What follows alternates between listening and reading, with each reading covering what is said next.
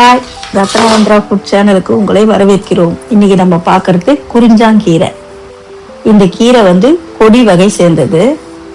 பூக்கள் பார்த்தீங்கன்னா பச்சை கலர்லயே இருக்கும். பூ ஜிமிக்க தொங்குற மாதிரி இருக்கும்.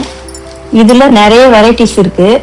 சிகப்பு கலரு, வெள்ளை கலரு, ஒரு மாதிரி பழுப்பு கலர்லலாம் நர்சரியில வச்சிருக்காங்க. ஆனா நம்ம கஷாயத்துக்கோ இல்லை கீரை பொரியலாவோ சாப்பிட்றதுக்கு பயன்படுத்துகிற கீரை இந்த பச்சை கலர் பூ உள்ள கொடி வகையை தான் பயன்படுத்துகிறோம். நம்ம ஊர்லேயும் இதுதான் கிடைக்கும்.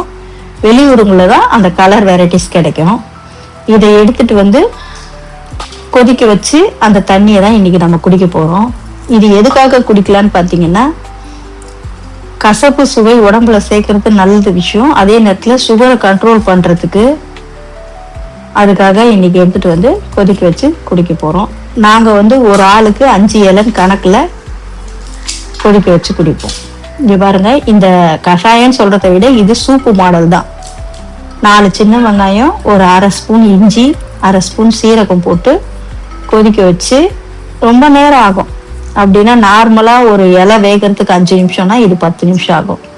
மிதமான தீயில டைம் எடுத்து வேக வச்சு அந்த கீரை, காயெல்லாம், வெங்காயம் எல்லாம் வெந்ததுக்கு அப்புறம் தான் அதை வடிகட்டி சாப்பிடணும்.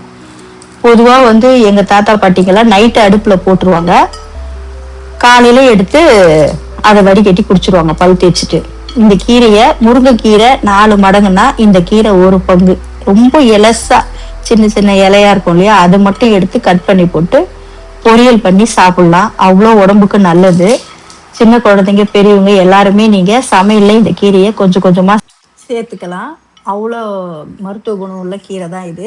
உணவில் பயன்பாட்டில் இருந்த கீரை தான். இந்த கீரையை வாரத்தில் 2 வாட்டியாவது கொஞ்சம் கொஞ்சமாக ஒரு கொதிக்க வச்சு சூப்பு மாதிரி ஒரு அரை டம்ளர் குடிச்சிட்டு வந்தீங்கன்னா, இனிப்பு சாப்பிட்டுக்கிட்டே இருப்பாங்க இல்லையா, அவங்க இதை குடிக்க குடிக்க இனிப்பு சாப்பிட்றத கண்ட்ரோல் கொண்டு வர முடியும். டயட்டுக்கும் இது ஒரு நல்ல கீரை. இந்த சூப்பை செஞ்சு சாப்பிடுங்க, சந்தோஷமாக இருங்க.